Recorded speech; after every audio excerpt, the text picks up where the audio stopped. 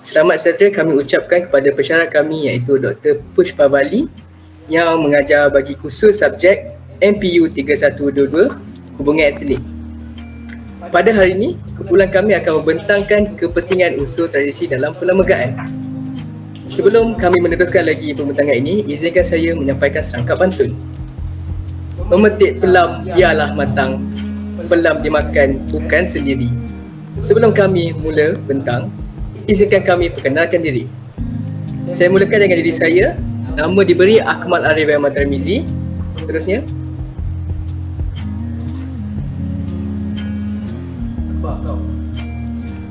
Okay, seterusnya saya sebagai pembentang kedua iaitu diberi nama Ahmad Kustum Bil Arif bin Muhammad Nasir dan rakan saya yang ketiga. Nama saya Syahzani Hakim bin Suliman sebagai pembentang ketiga.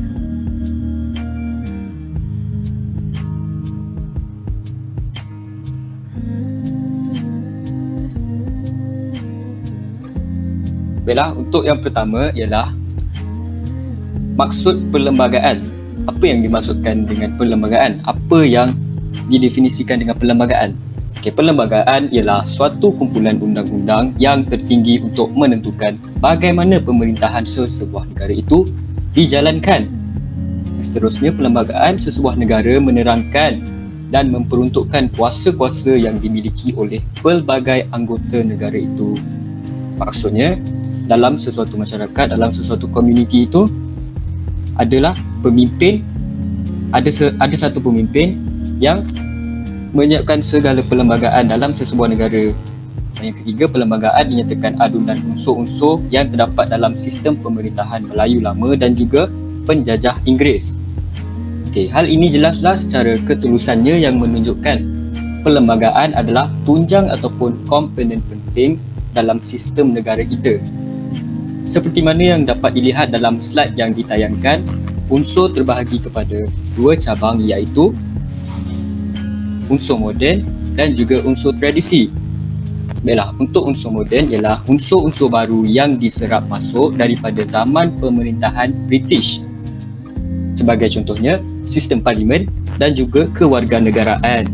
Okay, bagi unsur tradisi pula ialah unsur-unsur lama yang wujud sebelum zaman pemerintahan British yang tetap dikekalkan sehingga sekarang. Okay, lebih bergantung kepada konsep agama dan nilai-nilai asal lain seperti adat dan juga bahasa. Sebagai contohnya, institusi raja, bahasa Melayu, agama Islam dan hak istimewa orang Melayu dan bumi putera. Dan yang terakhir, kedudukan kaum lain. Baiklah, seterusnya.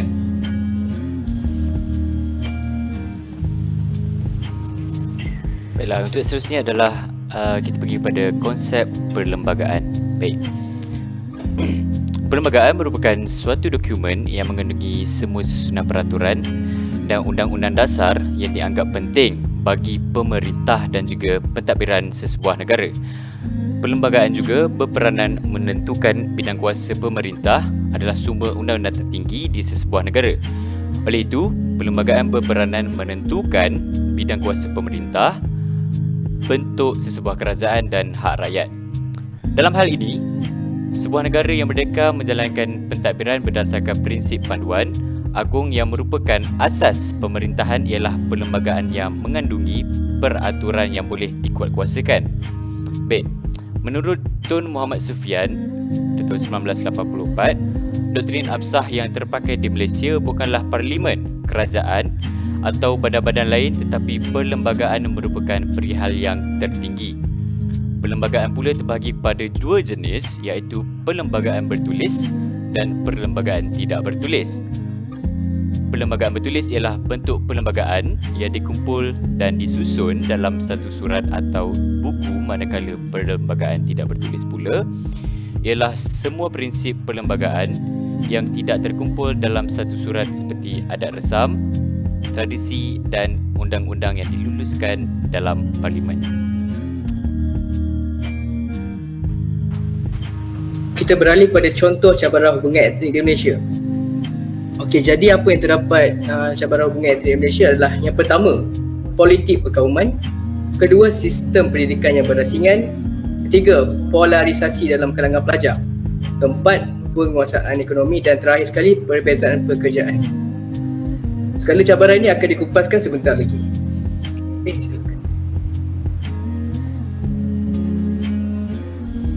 Baiklah, kita pergi pula kepada unsur-unsur tradisi dalam perlembagaan Malaysia. Yang pertama ialah unsur bahasa kebangsaan. Penggunaan bahasa Melayu pada dahulu merupakan penting kerana penduduk yang tinggal di tanah Melayu ketika itu tidak majmuk lagi berkaitan dengan bahasa dan juga budaya yang diamalkan seperti sekarang, pada zaman sekarang ini.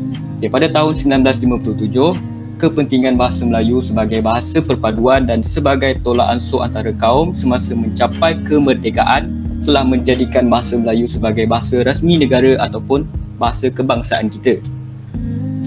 Yang kedua ialah agama persekutuan. Dalam perlembagaan Malaysia, orang Melayu didefinisikan sebagai orang beragama Islam dan mengamalkan cara hidup dan budaya. Cara hidup dan budaya Melayu serta orang Melayu bertutur dalam bahasa Melayu. Tapi setelah merdeka, Islam telah dijadikan sebagai agama persekutuan dan kerajaan. Sebagai agama rasmi negara, kerajaan mempunyai kuasa untuk memperuntukkan sebahagian daripada perbelanjaan untuk pembangunan dan juga kemajuan berkaitan dengan agama Islam. Walau bagaimanapun, selaras dengan sistem demokrasi kita, agama lain bebas untuk diamalkan di dalam negara. Yang ketiga ialah pemerintahan beraja. Untuk pemerintahan beraja ini, raja ataupun sultan menjadi simbol kesetiaan masyarakat dalam negara kita. Menurut Maxwell dan Gibson 1924, kedudukan raja-raja Melayu dikekalkan apabila Inggeris campur tangan dalam hal ehwal negara. Unsur-unsur tradisi yang keempat ialah kedudukan istimewa orang Melayu dan Bumiputera Sabah dan juga Sarawak. Dalam hal ini, hak istimewa orang Melayu telah diperkenalkan dalam perlembagaan supaya pembelaan dan juga bantuan dapat diberikan kepada orang Melayu sebagai penduduk pribumi yang di-Pertuan Agong ataupun YDA telah diberi kuasa untuk pelihara kedudukan hak istimewa orang Melayu di Semenanjung. Dalam hal ini, Sabah dan Sarawak telah pun menyertai Malaysia pada tahun 1963. Unsur yang terakhir ialah kedudukan kaum lain. Pemberian kerakyatan mengikut prinsip jus soli atau mengikut tempat lahir telah dilaksanakan. Dalam hal ini, kerakyatan telah memberi orang bukan Melayu ataupun etnik lain selain Melayu mempunyai hak yang sama dengan orang Melayu. Baiklah, slide yang seterusnya. Okey, baik. Ini merupakan kepentingan bagi unsur tradisi yang terdapat di Malaysia. Terdapat pelbagai jenis kepentingan, tetapi dalam pembentakan ini kami hanya memetik 5 sahaja, iaitu yang pertama adalah untuk mewujudkan identiti negara, dan yang kedua memupuk persefahaman ke arah perpaduan, yang ketiga memelihara kedaulatan negara, yang keempat mencipta hak sama rata, dan yang kelima satu kontrak sosial yang telah dipersetujui. Baik, untuk kepentingan unsur tradisi ini juga akan dikupaskan dengan lebih mendalam untuk aspek yang akan kami kupaskan sebentar lagi, iaitu aspek politik, sosial dan juga ekonomi. Teruskan. Baiklah, dalam aspek yang pertama iaitu aspek politik, cabaran yang dihadapi ialah politik perkauman. Dalam hal ini, setiap kaum di Malaysia diwakili oleh parti politik masing-masing yang berfungsi menyuara, menjaga serta memperjuangkan kepentingan dan kelangsungan kaum masing-masing. Masyarakat sukar menerima pemimpin dari kaum lain sekaligus mampu mengukuhkan semangat perkauman yang menebal. Cabaran yang pertama adalah cabaran kepentingan etnik dari aspek politik, iaitu di mana politik perkauman ini boleh menimbulkan perasaan kurang senang hati dan juga mengukuhkan semangat perkauman jika sesuatu tindakan diambil tanpa mendapat kata sepakat oleh semua pihak.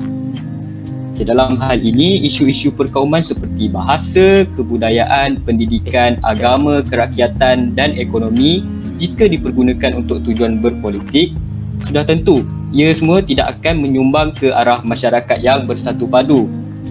Jadi, kesan ataupun implikasinya terhadap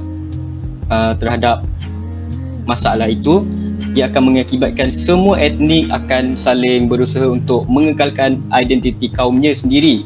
Tidak kira dari aspek bahasa ataupun budaya, mereka akan cuba untuk mempertahankan agar mereka juga mendapatkan hak yang sama rata. Selain itu, semangat taat setia pada negara juga tidak wujud di kalangan etnik kerana mereka semua masing-masing taat setia pada sudah tentu ingin menaburkan bakti pada negara mereka sendiri. Lambang bendera Malaysia juga akan tinggal sebagai lambang sahaja jika semua etnik hanya mementingkan hak etnik masing-masing. Jadi cara mengatasinya ialah dengan adanya sistem pemerintahan beraja seperti mana yang dikuatkuasakan dalam perlembagaan, pelantikan pemimpin yang berwibawa mampu dilakukan dengan beberapa langkah sistematik yang diambil kira. Jadi apakah kepentingannya? Unsur tradisi pemerintahan diraja sememangnya mampu menjadikan sistem politik negara menjadi lebih pragmatik dan sekaligus mampu menyatu padukan setiap kaum dan etnik dalam pemilihan pemimpin.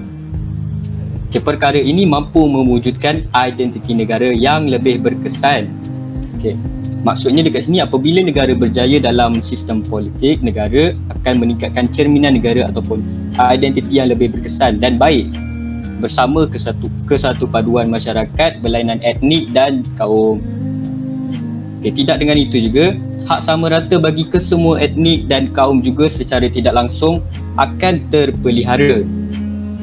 Apabila sistem politik tidak mempunyai sebarang masalah seperti politik perkauman ini, setiap etnik dan kaum mampu hidup dengan harmoni oleh kerana pemimpin yang bersikap terbuka dan bijak akan sedaya upaya untuk menyatupadukan setiap kaum dan etnik dengan bersifat adil dan saksama serta tidak mempunyai sikap pilih kasih hanya kepada kaum tertentu sahaja.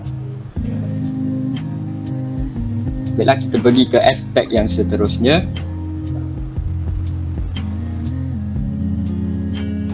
Baik, dari aspek sosial akan dibentangkan oleh saya.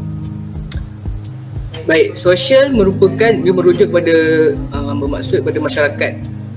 Jadi cabaran yang telah saya perolehi, sistem pendidikan yang berasingan. Di sini dia menekankan adanya dua sistem pendidikan seperti contoh sekolah kebangsaan dan juga sekolah jenis kebangsaan. Memetik merujuk Kerajaan Akhbar Sinar Harian pada tarikh 18 April 2021, isu penduduk bantah SJKC minta bina sekolah kebangsaan. Berdasarkan isu ini kita boleh rujuk kepada penulisan abstract thesis yang ditulis oleh Ching Ying Moon, merupakan seorang pensyarah daripada Fakulti Ekologi Manusia daripada Universiti Putra Malaysia. Beliau berpendapat terdapat masyarakat yang masih lagi berfikiran bahawa dengan adanya SJK sekolah jenis kebangsaan, mereka akan menekankan mereka punya ideologi. Tapi dengan kita masuk pada kesan pula. Kesan daripada isu ini boleh mengakibatkan pergaulan antara kaum di Malaysia kurang kukuh, di mana sekolah kebangsaan dan juga sekolah jenis kebangsaan berasingan, di mana majoriti sekolah jenis kebangsaan adalah kaum mereka sendiri seperti Cina dan juga Tamil, dan sekolah kebangsaan majoritinya Melayu. Hal ini akan menyebabkan isu sosial di mana mereka tidak dapat berjumpa ataupun tidak terhasilnya komunikasi antara kaum tersebut. Dengan cara mengatasi, walau bagaimanapun penggunaan bahasa Melayu masih lagi ditekankan di setiap sekolah aliran sekolah jenis kebangsaan dan juga sekolah kebangsaan, mengikut dengan unsur tradisi perlembagaan yang menetapkan bahasa Melayu sebagai bahasa kebangsaan. Jadi berbalik kepada unsur tradisi tadi yang menekankan supaya bahasa Melayu menjadi bahasa utama di negara ini.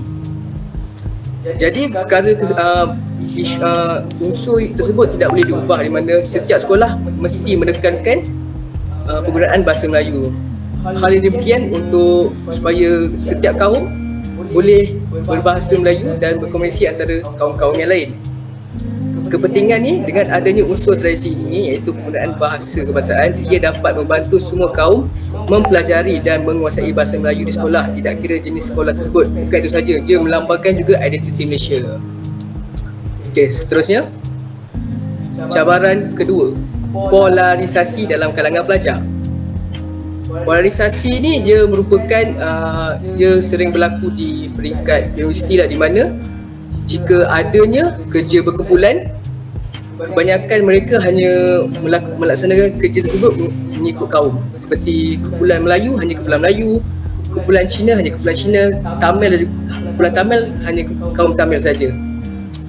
Kesan daripada perkara tersebut, tiada semangat kekitaan antara pelajar. Sebagai contoh, kebanyakan pelajar di peringkat universiti akan melaksanakan tugasan mereka bersama kaum sesama mereka. Hal ini berlaku berikutan pelajar risau akan pendapat mereka bercanggah dengan kaum yang lain. Cara mengatasi dengan adanya unsur tradisi kedudukan kaum lain, pelajar atau semua kaum yang terdapat di Malaysia mempunyai hak sama rata seperti yang terkandung dalam perkara 10 Perlembagaan, iaitu kebebasan bersara.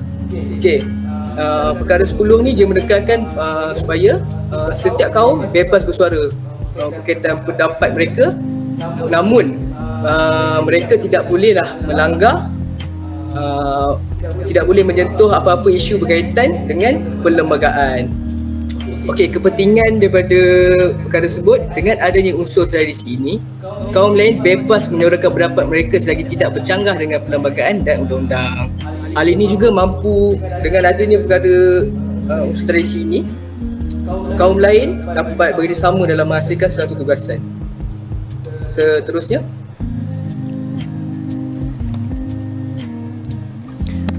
baik, seterusnya kita akan pergi pada aspek yang ketiga, iaitu aspek ekonomi. Dalam aspek ekonomi terdapat dua cabaran yang dipilih. Baik, untuk cabaran yang pertama ialah penguasaan ekonomi. Baik. Maksud bagi penguasaan ekonomi ini adalah cabaran ini mewujudkan jurang yang luas bagi setiap etnik. Yang bermaksud contohnya untuk kaum Melayu yang menguasai sektor pertanian dan kaum Cina menguasai sektor perniagaan, dan yang ketiga kaum India menguasai perladangan di estet getah dan kelapa sawit. Apabila berlakunya perkara ini, maka akan wujudnya jurang pendapatan yang sangat ketara dan tidak seimbang dalam ekonomi negara. Maksud jurang pendapatan yang ketara ini, sebagai contoh, pendapatan atau gaji golongan yang berpendapatan tinggi akan meningkat 2 kali ganda. Contohnya daripada RM10,000 pada tahun yang pertama, dan pada tahun yang kedua akan meningkat kepada RM20,000.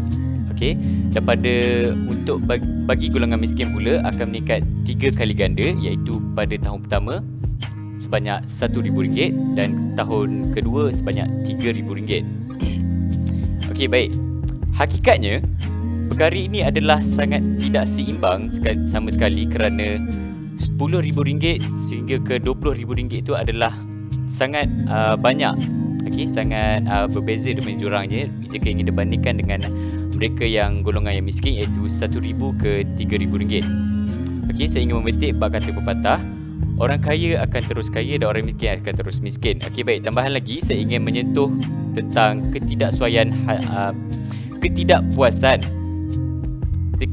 hati etnik lain terhadap kaum Melayu dan Bumiputera, iaitu Sabah dan Sarawak, di mana kebanyakan sumber rezeki seperti lubuk perniagaan lebih diutamakan kepada kaum Melayu dan juga kaum Bumiputera. Baik, perkara ini adalah betul, sememangnya benar, kerana dalam perkara 153 dalam perlembagaan sudah dinyatakan bahawa kaum Melayu dan Bumiputera mempunyai hak atau kedudukan istimewa tersendiri di Malaysia. Namun begitu, saya bukan ingin menindas kaum ataupun etnik lain, kerana kita lihat semula secara majoritinya di Malaysia ini dihuni dengan mereka golongan kaya yang bukan berasal daripada golongan kaum Melayu ataupun Bumiputera. Dan kebanyakan secara majoritinya dihuni oleh kaum Cina. Secara majoritinya daripada kaum Cina dalam Malaysia ni.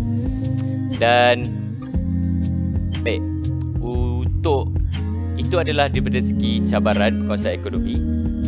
Baik, cara untuk mengatasi cabaran ini adalah masyarakat perlu menjadikan mereka ataupun orang berjaya ataupun orang yang golongan kaya, golongan yang berpendapatan tinggi ini sebagai role model untuk meningkatkan lagi ekonomi hidup masing-masing. Contohnya macam sekadar petikan sahaja. Contohnya orang Melayu ini lebih suka makan gaji berbanding dengan kaum Cina. Sebagai contoh, kaum Cina ni lebih suka untuk memeranakkan duit daripada cara berniaga. Okey.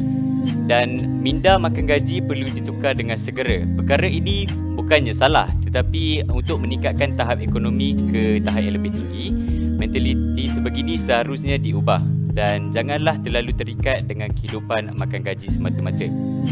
Okey, daripada segi kepentingan unsur tradisi pula, apabila berlakunya perkara ini, contohnya untuk meningkatkan lagi ekonomi kehidupan seseorang, kita akan menggunakan mereka yang berjaya sebagai role model kita. Bermaksudnya kita akan selalu bersama dengan mereka dan meminta pendapat mereka macam mana untuk meningkatkan pendapatan kita sendiri.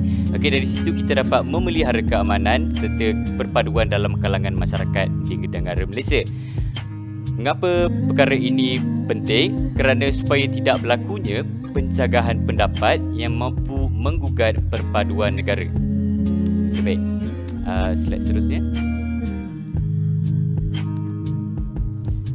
Baik, yang kedua adalah perbezaan-perbezaan dalam aspek ekonomi. Maksud perbezaan-perbezaan ini adalah berlakunya interaksi dalam etnik yang sama. Bagaimana terjadinya perkara ini adalah kerana di negara Malaysia, kita mempunyai pelbagai etnik yang berbeza dari segi agama, dari segi kaum, bahasa dan juga kebudayaan. Baik, kepelbagaian etnik ini boleh menyebabkan faktor fenetik dengan bahasa dan kebudayaan masing-masing, di mana individu lebih mengutamakan anggota sendiri daripada etnik yang berbeza dan memilih pekerjaan atau persahabatan mengikut kaum mereka sendiri. Baik, perkara ini juga akan menyebabkan individu kurang berinteraksi dengan etnik lain. Apabila berlakunya perkara ini, ia akan menyebabkan timbulnya masalah untuk berkomunikasi dengan etnik lain dari segi bahasa. Okey. Ini kerana mereka sudah terbiasa dengan bahasa mereka sendiri sehingga sukar bagi mereka untuk bertuturan dalam bahasa lain. Cara untuk mengatasi cabaran ini pula adalah wujudnya unsur tradisi perlembagaan iaitu bahasa kebangsaan. Di negara Malaysia, mereka yang bermasyarakat di negara ini perlu memperkasakan bahasa kebangsaan iaitu bahasa Melayu dalam diri masyarakat. Caranya ialah menerusi proses pembelajaran di sekolah, belajar secara kendiri, menzalinkan lidah dengan bahasa Melayu ataupun bersama dengan mereka yang mahir bahasa Melayu dan sebagainya. Okey. Apabila masyarakat berbeza etnik ini mengambil serius perkara ini, maka isu komunikasi tidak akan menjadi halangan kerana ia akan memudahkan mereka berkomunikasi antara satu sama lain walaupun berbeza etnik. Saya ingin memitik dalam perkara 152 dalam perlembagaan juga ada menyatakan bahawa perlunya bahasa kebangsaan bagi menyatu padukan rakyat pelbagai kaum di negara ini. Akan tetapi, tiada sesiapa pun yang dilarang atau ditahan daripada menggunakan bahasa ataupun mengajar bahasa lain selain daripada bahasa kebangsaan, kerana itu adalah hak individu. Okey, baik.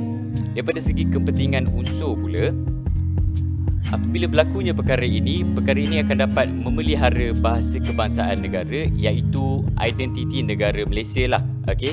Dan ia juga dapat mewujudkan identiti negara iaitu kebolehan menggunakan bahasa Melayu walaupun berbilang kaum, walaupun berbilang etnik. Semua mereka yang bermasyarakat di Malaysia boleh menggunakan bahasa Melayu. Itulah kepentingan unsur daripada segi perbezaan pekerjaan ini. Baik, terus kepada next slide.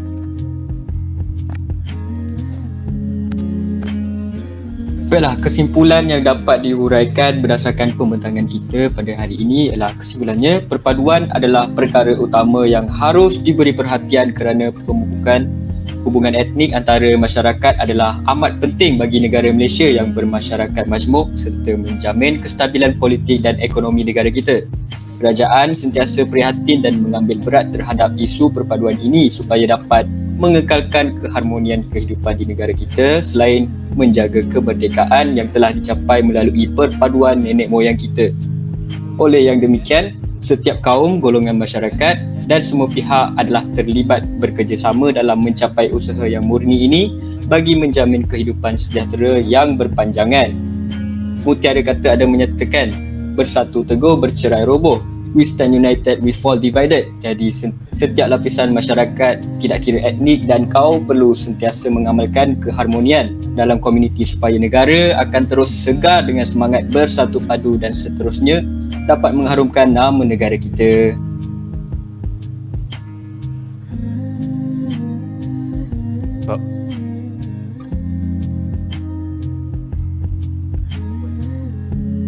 Dengan berakhirnya kesimpulan tadi, maka berakhirlah pembentangan daripada kumpulan kami.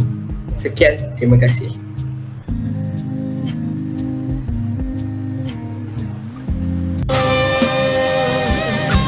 He'll